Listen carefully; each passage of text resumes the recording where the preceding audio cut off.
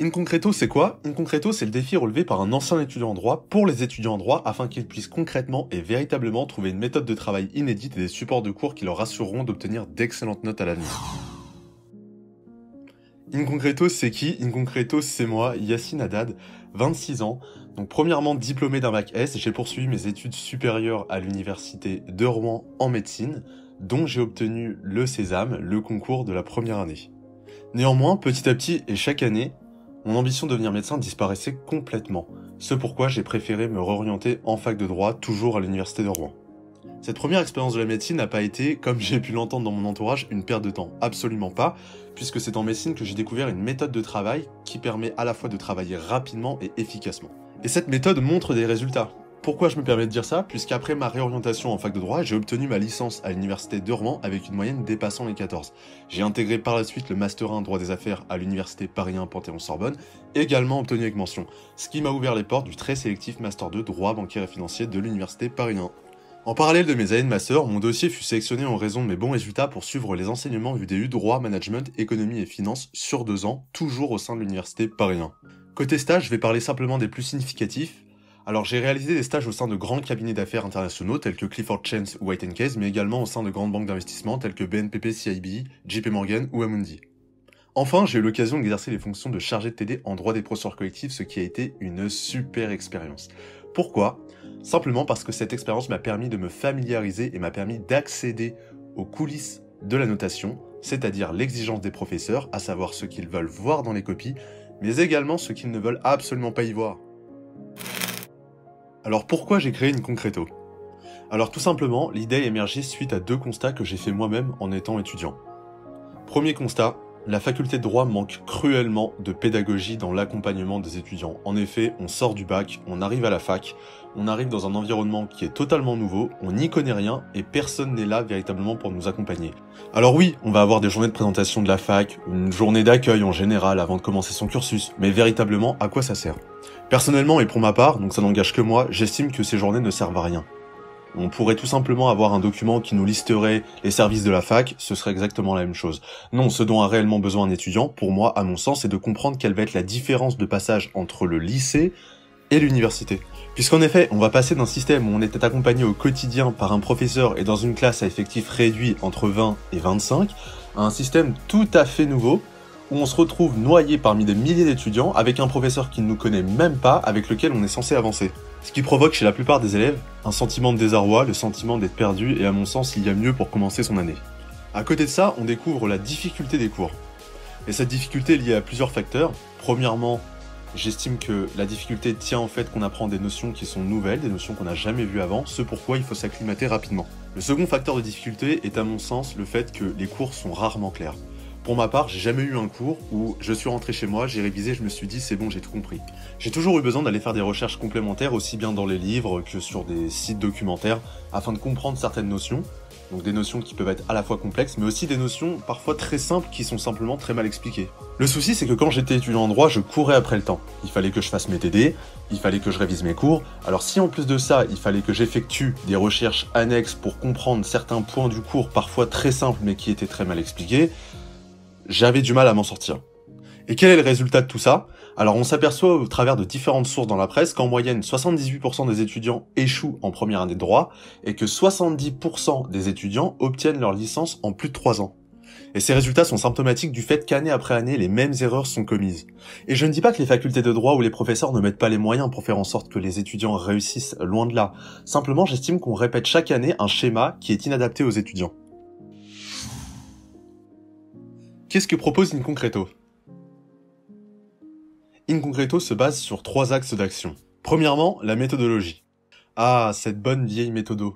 Qu'est-ce qu'on en entend parler durant les études de droit, mais on n'a jamais su ce que ça voulait dire véritablement. Que ce soit la méthodologie au sens général ou la méthodologie propre à chaque exercice, on entend toujours et encore les mêmes conseils. Et si ces conseils fonctionnaient vraiment, pourquoi année après année, on voit toujours autant d'étudiants qui ont du mal? Il serait peut-être temps de se poser les bonnes questions. C'est pourquoi j'ai travaillé en premier lieu sur la réalisation de guides méthodologiques. Ces guides abordent aussi bien la méthodologie générale, c'est-à-dire savoir travailler efficacement, mais également les différentes méthodes applicables à chaque exercice. Concernant la méthodologie générale, elle est basée entièrement sur mon propre vécu. J'y détaille entièrement la façon qui m'a permis d'obtenir chaque année avec mention. C'est-à-dire des questions très larges allant de comment travailler efficacement, comment apprendre ses cours, comment les aborder, jusqu'aux questions peut-être plus futiles mais aussi importantes, à savoir est-ce qu'il est nécessaire d'aller en cours. Je ne dis pas que je détiens la méthode miracle, mais elle a fonctionné avec moi, je sais qu'elle a fonctionné aussi avec d'autres personnes, donc c'est pour ça que je vous la propose. À côté de ça, concernant les guides propres à chaque exercice, à savoir le commentaire, la dissertation ou le cas pratique, le but n'est pas de répéter des règles qui sont connues de tous, à savoir par exemple le fait qu'un commentaire se fasse en 2 parties, 2 sous-parties. C'est ce genre de conseils qui sont répétés année après année, mais qui ne démontrent aucun résultat. Ce que l'étudiant veut savoir, ce n'est pas si il a bien fait ses 2 parties ou 2 sous-parties. Ce qui l'intéresse véritablement, c'est savoir qu'est-ce qu'il doit mettre dans son commentaire, qu'est-ce qu'il doit mettre dans sa dissertation, qu'est-ce qu'il doit mettre dans son cas pratique pour espérer avoir enfin la moyenne. Alors pour le commentaire, par exemple, on nous dit, année après année, qu'il faut en faire émerger le sens, la valeur et la portée. Très bien. C'est quoi le sens? C'est quoi la valeur? C'est quoi la portée? Concrètement, quand tu prends une décision, qu'est-ce que c'est? C'est ça la question qu'un étudiant se pose une fois devant sa copie. Très bien, je sais qu'il faut faire émerger le sens, la valeur et la portée, mais c'est quoi dans ma décision? Ça se reflète en quoi? Et ça, personne n'y répond.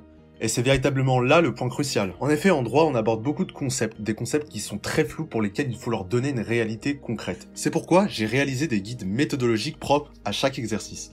Là encore, la méthodologie que j'y détaille est entièrement basée sur mon propre vécu, mais également sur mon expérience en tant que chargé de TD. En effet, j'ai su très tôt comprendre l'enjeu des différents exercices juridiques, et mon expérience de chargé de TD m'a permis de comprendre comment était construite la grille de notation des copies. Le but dans tout ça, c'est quoi? C'est de donner aux étudiants les conseils qu'ils n'entendent pas dans les amphis ou dans les classes de TD, très souvent par manque de temps. Le but est de donner une réalité concrète aux conseils que l'on prodigue, qui soient applicables et compréhensibles par tous. Le deuxième axe d'action concerne les cours. En effet, comme je l'ai indiqué auparavant, l'étudiant en droit court après le temps. Entre la préparation des TD, les révisions de ses cours, les recherches à effectuer pour compléter ses notes, il est difficile de s'en sortir. C'est pourquoi InConcreto propose des cours optimisés. Alors, des cours optimisés, c'est quoi? Alors premièrement, c'est un cours clair, écrit avec des phrases simples et qui te garantit une compréhension totale dès la première lecture, et ça sans devoir faire de recherche à côté. Deuxièmement, c'est un cours qui est concis. Je sais qu'il n'est pas évident de se motiver quand un cours fait 200 pages. Si les cours de la fac contiennent d'ailleurs autant de pages, c'est parce qu'ils comportent beaucoup d'éléments de culture juridique. Et donc ces éléments sont pas forcément utiles pour comprendre le cours ou pour le partiel simplement. Raison pour laquelle j'ai pris le pari de rédiger des cours complets, à jour et entiers en un minimum de pages possible.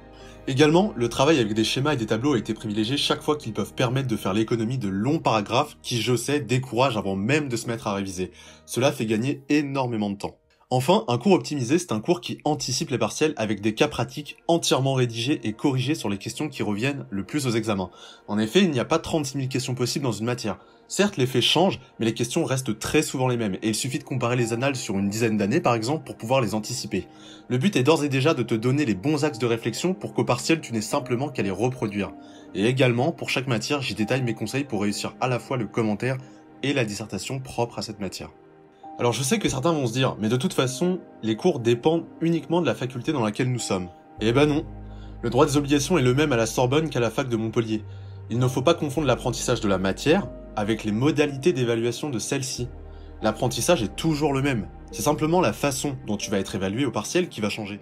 Et au-delà de ça, si les cours dépendaient uniquement de la faculté dans laquelle nous sommes, pourquoi les étudiants en droit, qui sont répartis aux 4 coins de la France, achètent les mêmes livres? En fait, il faut bien comprendre qu'une matière doit être maîtrisée et cela ne dépend pas de la faculté dans laquelle nous sommes inscrits. Pour prendre un exemple concret, je vais prendre le mien. J'ai majoré en L2 en droit administratif toute l'année en utilisant simplement un livre et sans aller dans le cours du prof. Simplement, je savais de quelle façon on allait être évalué à la fin de l'année et j'ai simplement adapté ma façon de réviser aux exigences du prof. Enfin, le dernier axe d'action, c'est le prix. J'estime que la réussite ne doit pas être liée à un facteur financier, ce pourquoi InConcreto propose des prix accessibles à tous, oscillant entre 10 et 40 € maximum. Et qu'est-ce qui justifie cette différence de prix? Alors, que ce soit pour les guides méthodologiques ou les cours de droit, ce prix dépend uniquement du temps passé pour la conception du fascicule et la complexité de la matière abordée. En effet, vous le savez bien, vous êtes étudiant, que ce soit en droit public ou en droit privé, certaines matières sont un peu plus simples que d'autres et donc prennent un petit peu moins de temps à réaliser. Au final, ce que j'ai voulu créer avec InConcreto, c'est une alternative efficace aux prépas privés de droit et aux cours particuliers, qui dans les deux cas sont très chers et nécessitent la présence physique d'une personne. L'alternative que je propose est une alternative qui fonctionne pour tout le monde. Le but c'est quoi? C'est de fournir un accompagnement vers plus d'autonomie. Et cet accompagnement, je le fais de A à Z, que ce soit via les guides méthodologiques ou les cours. Je détaille avec vous tout ce qu'il faut savoir pour réussir. Le pari que je fais, c'est de vous donner des conseils concrets qui sont applicables immédiatement puisque tout est toujours illustré et mis en pratique. D'ailleurs, si les conseils que l'on répète depuis 10 ans et les fameux livres de méthodo réalisés par les profs sont efficaces, alors pourquoi chaque année, il y a toujours autant d'élèves qui ont du mal? Le pourcentage de redoublement ne bouge pas, voire il augmente. Il serait peut-être temps de se poser les bonnes questions, peut-être de passer à quelque chose de nouveau, et au final, qu'est-ce que vous risquez, si ce n'est de réussir? Encore une fois, je base entièrement mes conseils sur mon propre vécu. Certains vont me dire « Oui, mais tu as réussi médecine, tu fais partie de ceux qui ont des facilités ». J'ai envie de leur répondre pas du tout. Le droit n'est pas une question d'intelligence, mais de travail. D'ailleurs, je ne faisais absolument pas partie de ceux qui comprenaient tout du premier coup, mais j'étais très travailleur, et je le suis toujours. Et quand on travaille beaucoup, comme il le faut, je peux vous assurer que le résultat est là. Pour conclure, tu trouveras plus d'informations sur le site InConcreto dont j'ai mis l'adresse en barre de description. À l'heure où je te parle, le site a été lancé depuis 3 mois et plus de 2500 étudiants ont déjà passé commande. Pour l'instant, les retours sont très positifs, plus que ce que j'espérais honnêtement, et je t'invite à me donner le tien, qu'il soit positif ou négatif, tout avis est le bienvenu s'il est constructif. D'ailleurs, sache que les cours arrivent au fur et à mesure et qu'ils sont tous téléchargeables en PDF. Ce sont donc pas des livres physiques, si j'ose dire, pour la simple et bonne raison que l'avantage du PDF, c'est qu'une fois que tu le télécharges, tu peux l'ouvrir partout, même sans connexion internet, mais également que c'est plus écologique. Également, je tenais à préciser qu'aucun abonnement n'est nécessaire. Il te suffit de télécharger le cours ou le guide qui te plaît et ça y est, il est à toi. Donc tu ne recevras jamais de spam de ma part dans ta boîte mail. Si tu as apprécié le site, tant mieux. C'est à toi de venir le visiter régulièrement et pas à moi de te blinder ta boîte mail dès qu'un cours est sorti. Enfin, pour finir véritablement, je t'informe que 2 guides méthodologiques sont offerts gratuitement. Alors tu as celui qui s'intitule Savoir travailler efficacement, qui retrace toute ma méthode de travail de A à Z, qui est à mon sens l'un des plus importants, surtout si tu ne sais pas trop t'organiser avec tes cours, avec tes révisions. J'y détaille énormément de choses, à savoir la façon avec laquelle je rédigeais mes cours, la façon avec laquelle je révisais, la manière dont je travaillais les TD, est-ce qu'il était important ou non pour moi d'aller en cours, c'est toutes ces petites questions que j'ai traitées dans ce fascicule. Le deuxième fascicule qui est offert s'intitule Savoir faire une fiche d'arrêt, pour lequel j'ai effectué la fiche d'arrêt de chaque juridiction afin que tu ne te poses plus la question de savoir comment on fait une fiche d'arrêt. Tout est illustré, mon but comme je te l'ai dit c'est d'être concret, donc j'ai pris les arrêts de chaque juridiction et j'ai rédigé la fiche. Parce que oui, je sais que quand on est en droit, on traite essentiellement des arrêts de cour de cassation. Et beaucoup sont perdus quand au partiel le prof leur met par exemple un arrêt du Conseil constitutionnel, un arrêt de la CEDH ou même un arrêt de première instance. Et il est primordial de maîtriser la méthode pour ne pas être déstabilisé le jour de l'examen. Sur ce, je te souhaite énormément de courage pour ton année. Que tu sois en L1, L3 ou même en M1, il est jamais trop tard pour améliorer ses notes et faire bonne impression pour la sélection qui arrive en M2, voire en M1 désormais. Le droit n'a rien à voir avec de l'intelligence, je te le répète. Mais il faut être organisé et travailler, travailler, travailler.